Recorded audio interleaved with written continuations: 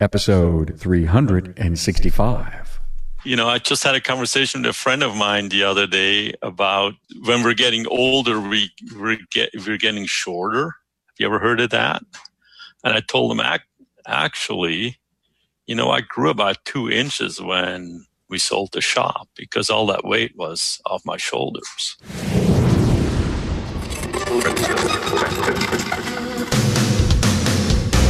Welcome, aftermarketers, to Remarkable Results Radio. Listen to learn just one thing from today's episode on your journey to remarkable results.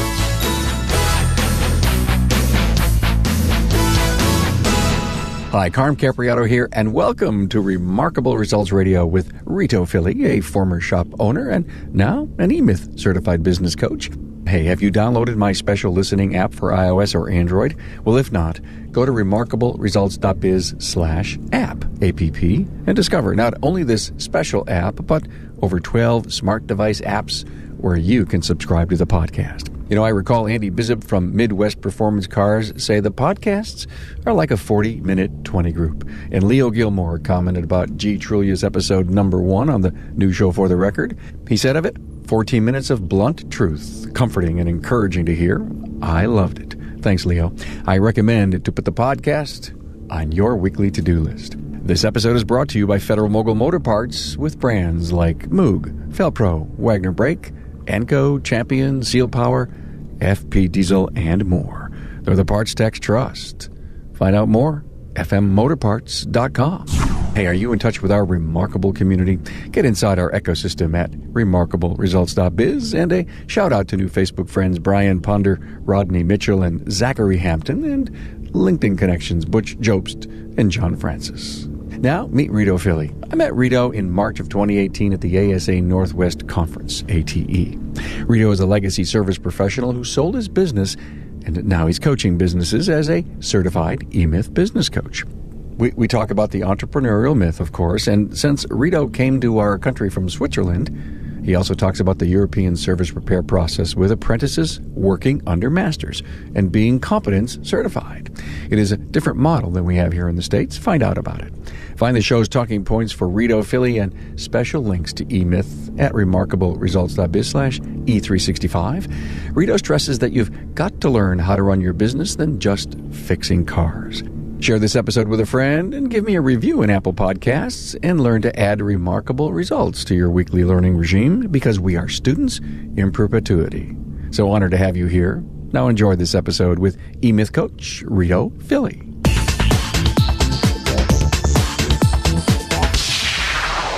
Hey, a warm welcome to Reto Filli from Happy Business Coaching. Hello, Reto. Hi, Carm. How are you? I'm great. Glad to have you here. By the way, Reto is, and this is really important, everyone, an EMyth certified business coach. How cool is that? We talk about the EMyth on the show all the time. Well, I remember meeting you at ATE in Seattle, and what a great conference and expo and training event, and I was there.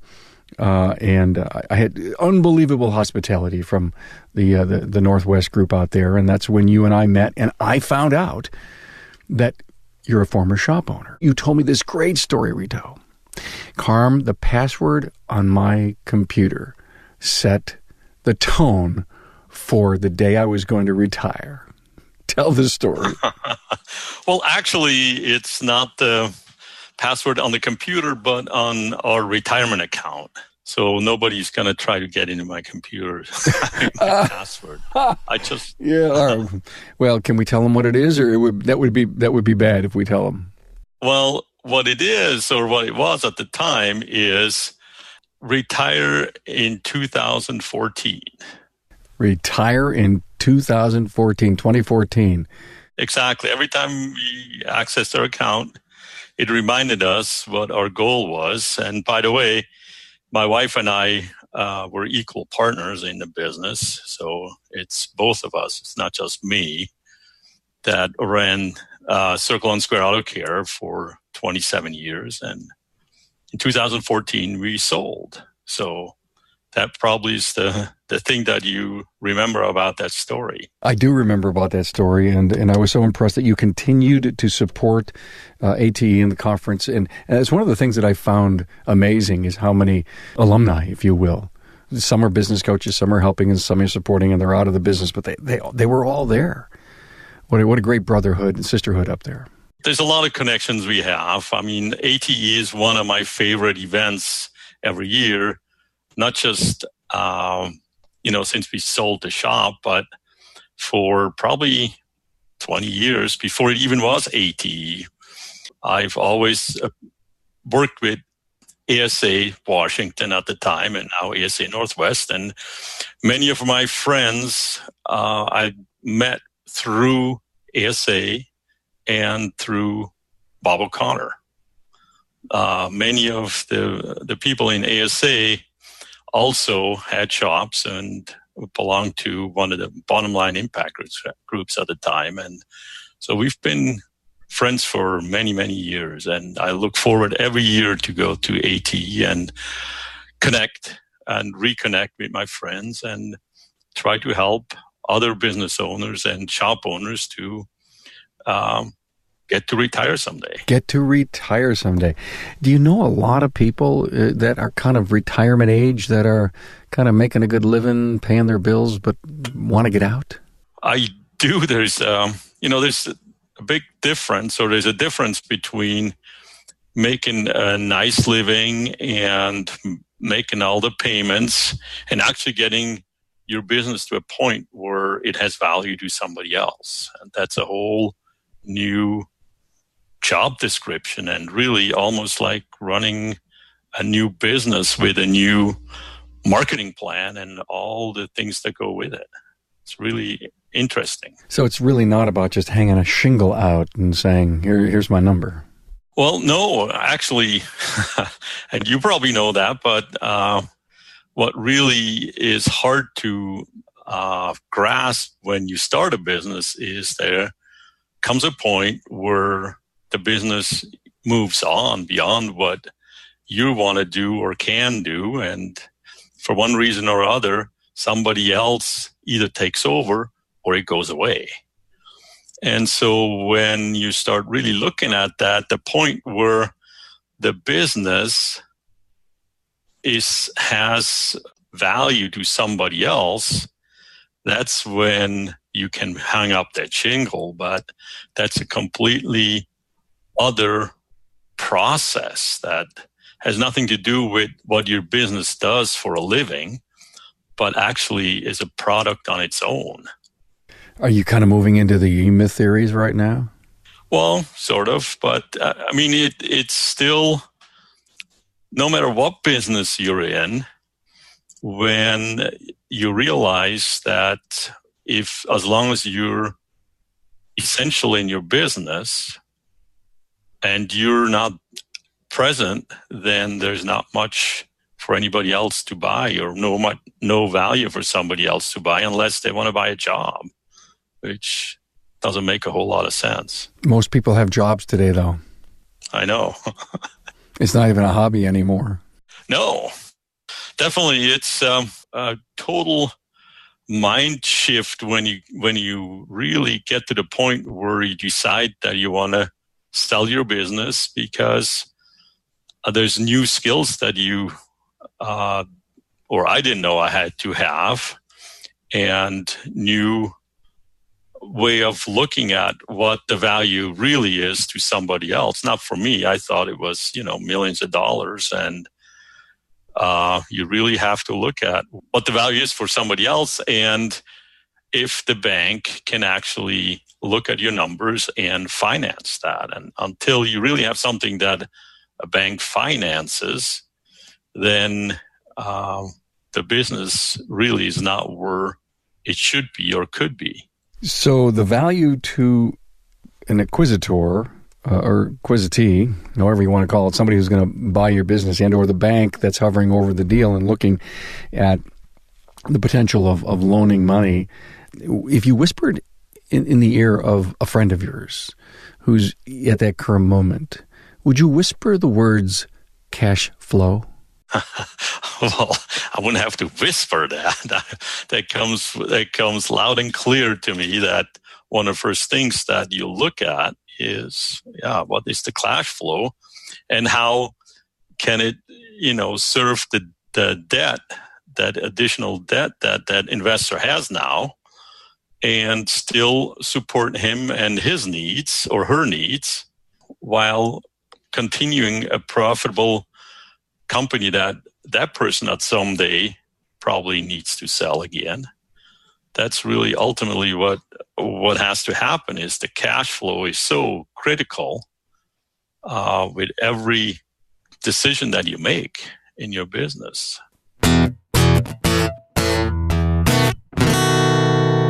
I'm talking with Mike Zralik, a technical product specialist with Federal Mogul Motor Parts. Mike, are you an extension of the technical support center we all know as Garage Guru? Most definitely. I spend a lot of time there.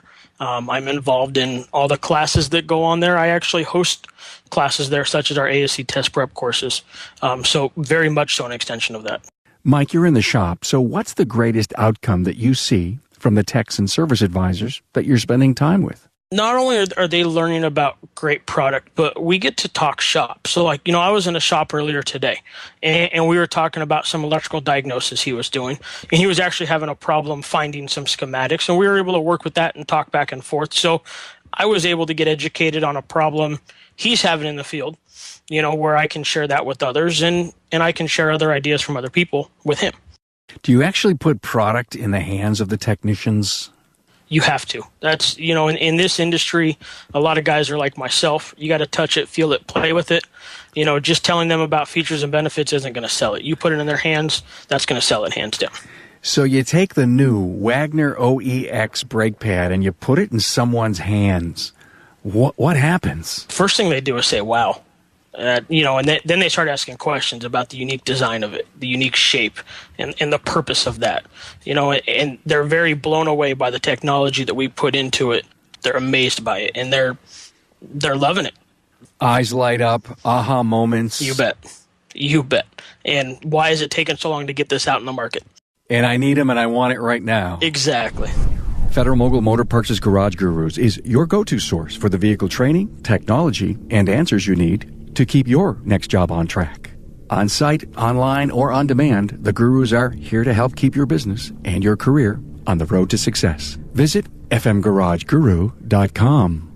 So besides cash flow, Reto, what would be the second most important thing you would want to tell a friend in the business, someone who's a service professional that's getting really close to setting up for a sale that he needs to pay attention to? Well, basically, start really thinking of what other things that you can do to keep all your employees, because the employees are really part of the success of your company and your business or your shop, whatever you want to call it. But without a structure in place and a clear understanding with your employees how the transition is going to work and that they have a job that they want to be there, if employees all of a sudden decide that they don't want to work for somebody else, that creates a whole other problem. So you really need to be proactive and start working on that process and letting them know the idea that someday they might be working for someone else. You're an EMyth coach, of course, Michael Gerber. He said 80% of small businesses fail in the first 5 years. So many of our shop owners are in business 20, 30, 40 years. They haven't failed, but maybe they haven't gone to the level that it makes their business attractive to a purchaser. Well, first of all, Michael, if you read the book, is very, very clear about there is some very extremely stubborn individuals that hang on as way longer than what's really useful for the business. That's fun. I've read the book, and you're right. Yeah, and that's all somebody has to do is read that and look in the mirror. Right, exactly. It's interesting, in the EMyth way of looking at things, a business goes through 3 stages, basically. You have the infancy stage, you have the adolescent stage, And then you have the mature business, where the business basically runs without the owner being a part of the business, or having a choice on how much they want to be involved in the business. But everybody, or not everybody, most people that start as technicians, and I don't mean it in an automotive sense, but in an EMyth sense, were the people that have the skill. Doesn't matter if you're a cook or if you're, a roofer or a carpenter or whatever the skill is that you have. At some point, you have that entrepreneurial seizure, and you decide that you don't want to work for the person that you've been working for that is making all the money right now, that you want to keep all the money yourself, and you go into business for yourself. And which is great till the moment when you have so many customers that are so happy that you just physically can't keep it all together yourself. So you hire somebody. That's when you also say, where's the money? Exactly.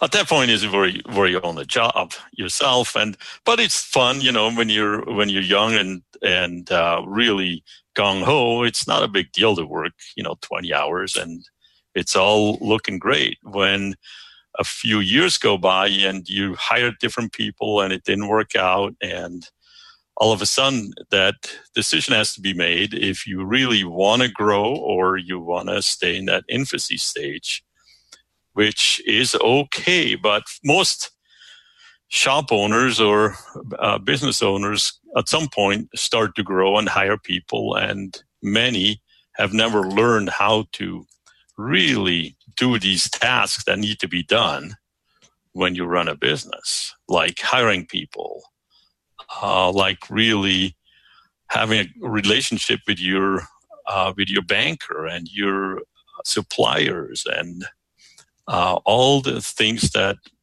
a business owner has to have, negotiate with your insurance and customers. It goes on. And most of us never learned that. You just start doing it. And that's when having systems and a system in place comes in so handy to really learn how to do these tasks. And that's what EMyth is all about. Is systems like these single, you work with clients, is that where you discover some of the weaknesses that exist, is that they just don't have good systems? The systems is part of it, for sure, but it all comes down to the owner realizing what systems they need. It's so often it's really the things we don't know that is missing. And so that's where having a program that really lays it all out there and has done it for so many years. I mean, EMyth is around for 40 years now, and the systems are so honed down that you don't have to reinvent that stuff. You can apply the systems that we know work. But the key to all that is still the owner, and having the openness and willingness to learn to become a better leader and admit that there's things that you don't know that you should know. That's one of the biggest things that I see, is that people have a hard time because business owners always put up this, face that they know everything. And the truth is, when you start talking with people, not everybody knows everything. In fact, nobody knows everything. So having someone in your corner that can help you really put this together makes a lot of sense and is very helpful. So I'm so impressed. You sold your business, been a service professional for 27 years, I think you said? Yes. And then decided to become an EMyth, certified EMyth business coach. Was there a moment in time during your 27 years that it just hit you over the noggin and you made that huge transformation that catapulted you into wanting to join the EMyth group? I mean, over the years, EMyth, the principles of EMyth have really transformed the way I looked at what a business is, what a business is supposed to be. And I've always been a subscriber to EMyth. They have podcasts and newsletters, and the website is very helpful when you need to look something up. A lot of times I just went there and checked it out, what was new and what was helpful. So I've always been involved with EMyth, and when we retired, I really felt that I had learned a lot of things that probably other people could benefit from knowing as well. And I started looking into what it would take to be associated with a company like that and start helping other business owners. You probably wished that you adopted this much earlier in your life, too. Yes, of course. What would you tell your younger self? Get out of your own way and start learning things that have nothing to do with fixing cars, but actually running a business. I've always believed in the beginning that as long as I do a really, really good job fixing cars, the rest is just going to happen. And that's not how it works. You know, fixing cars is important, but if you run a business, you just at some point have to make your decision if you want to fix cars or if you want to run a business. But doing both just is, in the long run, not possible. Or at least not doing it well is not possible. So when you work with a client, are they kicking and screaming to cross that line? When we start talking, usually they're in a very big pain. They've been, many have a, pretty good flat spot on their forehead from banging their head against the wall or the hood, whatever you want to call it. So they're in pain. I mean, it's really hard when they're been doing it for so long and realize one day that it's just they can't get out of the hole without some help. They tried all kinds of different things and it's just not working. And when they come to us, typically they're ready to just soak it in and start making changes. I remember reading, I think it was the latest edition of Michael Gerber's book, and I may be wrong on this, EMyth Revisited, or I can't remember what it was. I read it a year ago, and my biggest takeaway, Reto, was every decision that you make should be based on the fact that you're going to sell your business someday. That was a big takeaway for me, and I had only wished someone would have whispered that into my ear 40 years ago. Is I was, everyone goes through their growing pains and their struggles to say, is this really going to help the big cause, retirement 2014, or eventual sale of my business someday? To scale it, no matter if it's brought through to the family, if it's an internal candidate, the fact of the matter is I've got to set the business up for succession. That's right. And, Michael says it in different ways, or if you really ask the questions every time you make a decision, is this getting me closer or is it getting me away from where I really need to be? And so if you just use that every time you're deciding, make a decision for your business, that's huge. If you can just start building on that, it'll make a big difference. The key is that you know where you want to be someday. As long as you have a clear picture of where that is and what that looks like, it makes it a lot easier to ask that question. Is this going to get me closer or not? So here I'm a millennial shop owner. I really took some big gambles. Now I own my shop, and my big goal is I'm going to retire when I'm 50. It's doable, isn't it?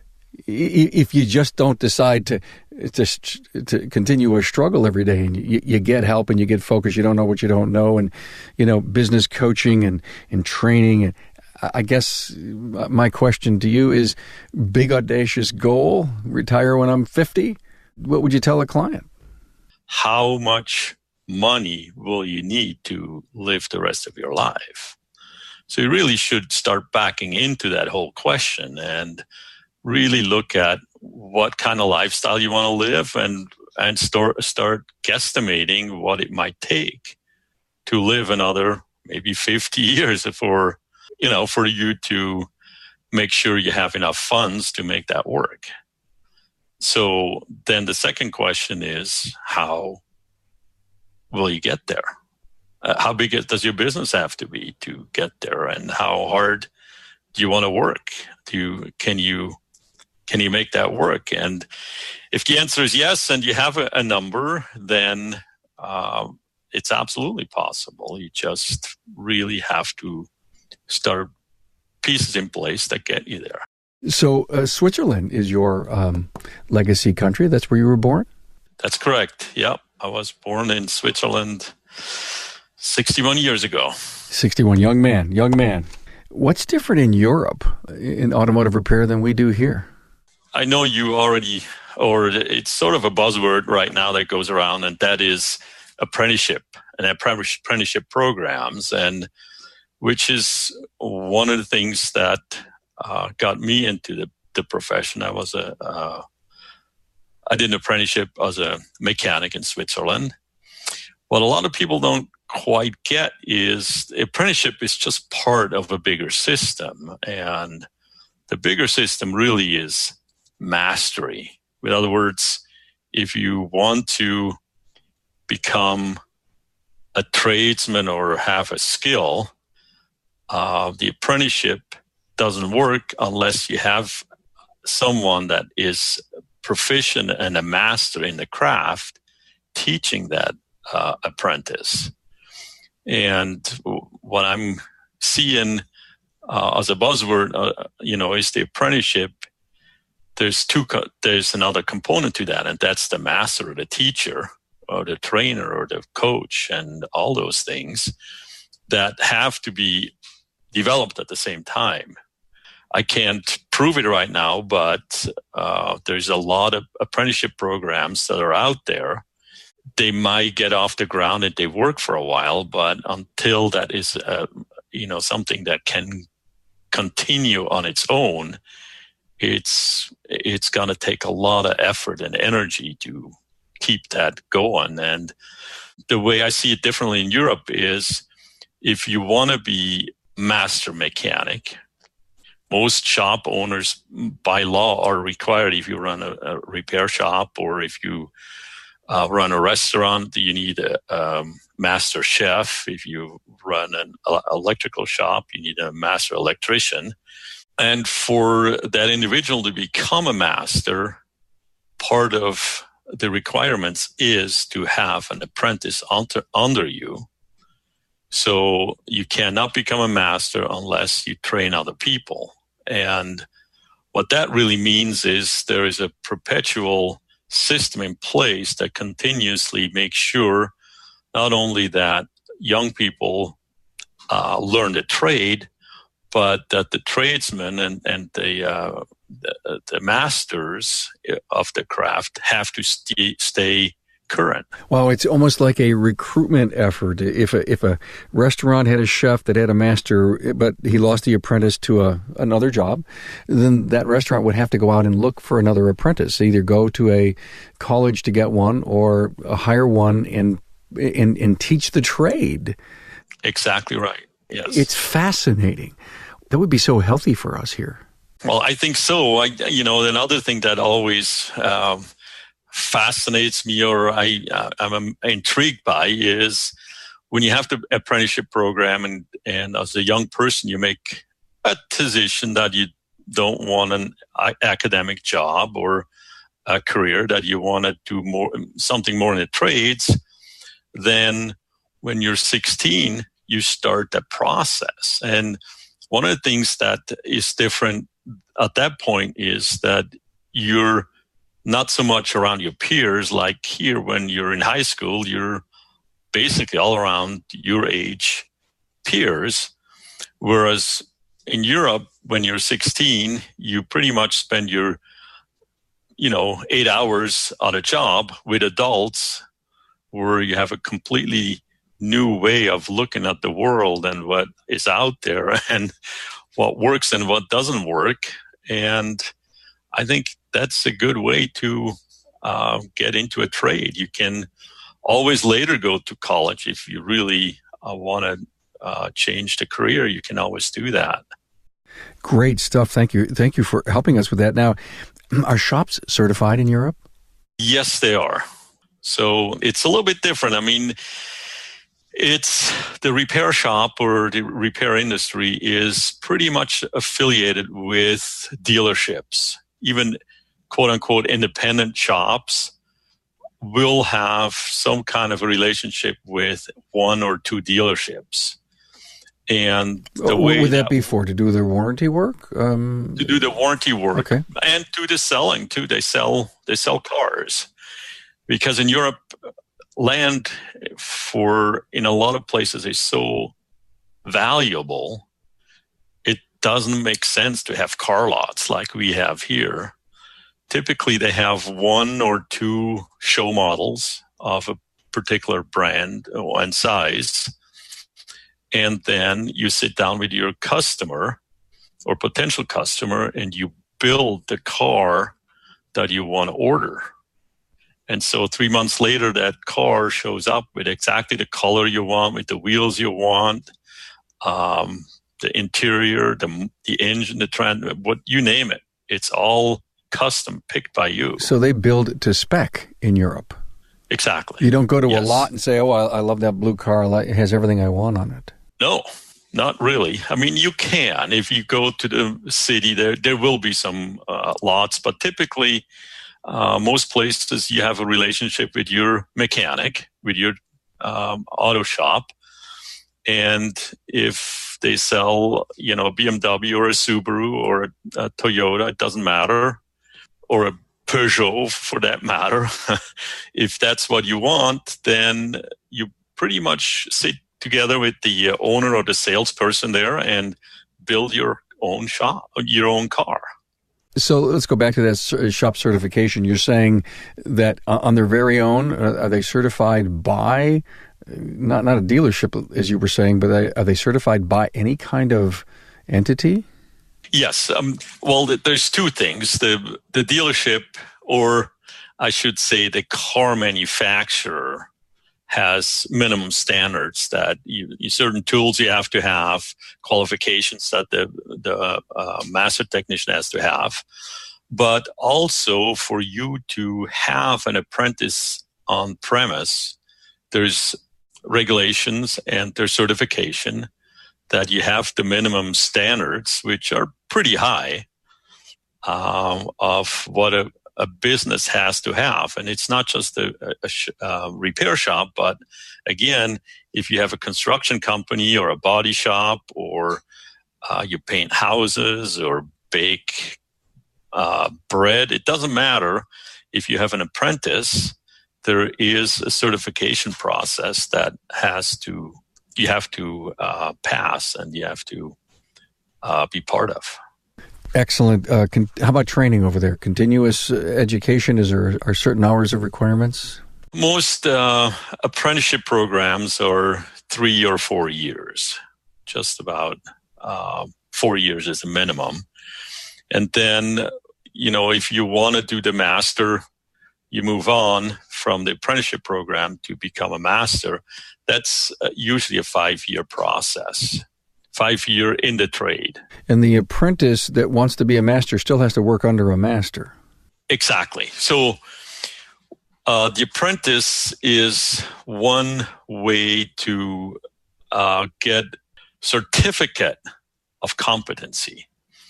And that basically enables you to start the process to become a master. How long?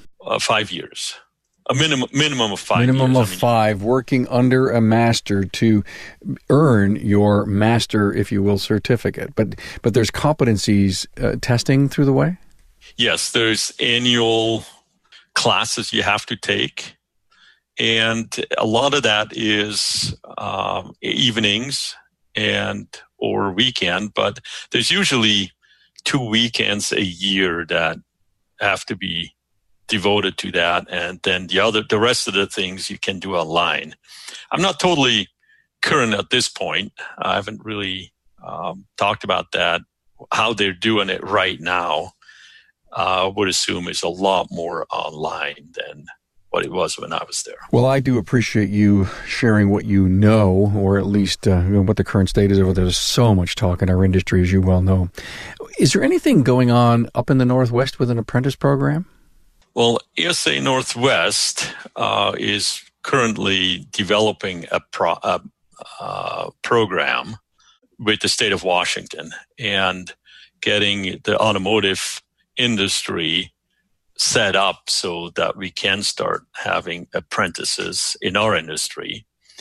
But I, for one, think it's something that is bigger than just our industry. I think young people that are in high school right now should have a choice to go into the trades, and not just, I know electricians and welders, and there's a number of pipe fitters, a number of industries that have apprenticeship programs, but I think it really should be something that every trade would benefit from. And it's something that, how should I say that? We all should look into doing more than that, because we all know that most kids that go into college for a year or two never finish, have a bunch of student loans that they have nothing to show for, really. And if you look at what apprenticeship does, it basically gives you an opportunity to earn while you learn. You don't getting rich doing it, but when you're done, you don't have a bunch of payments that you have to make every month for nothing. Where does it start? I've been on a soapbox lately saying it starts in middle school, getting to the parent. And then, of course, the guidance counselor in high school wants to have a great record of placing kids in a 4-year school. The uphill battle, I think, is even greater in the sense that society and peer pressure is huge.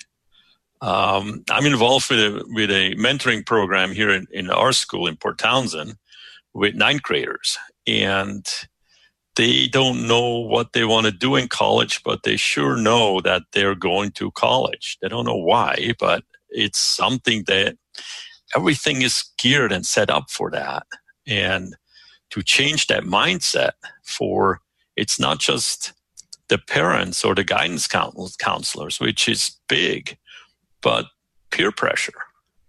And, there's a lot of, prestige with going to college and which college you go to, and there's and going out of state. That's one big thing that the kids don't want to. They want to go somewhere else. So how do we make career technology education sexy? How do you make it sexy is the people in the industry get involved early on with young people. The schools. Yeah, and so, okay, here we are. We're starting to flood the students up and through our automotive, post-secondary schools, getting them to get interested in high school. And part of the battle, image, pay, benefits, work environment. Can we as an industry overcome that? I'm not sure if we as an industry alone can do that. I think trades as a whole have to work together to change the image, because if each one of the trades is trying to do what they can do for their members, I think you're fighting each other, because we ultimately have the same goal of finding young people to come into trades and not get stuck in some college for several years of their absolute prime years. Those are the years when their mind is open and they can learn. They have to, they have the freedom to learn. They most likely are not married yet, and can devote some really good years to start a career somewhere. That's a great point that you said. It involves all the trades getting together and changing the image. Great points. Love so much of what we talked about today. If I asked a good friend or a peer of yours, what's the secret to your success? What would they tell me? Keep learning. Never stop reading and asking questions, and be curious. Find out what other people do. Is there a better way of doing things?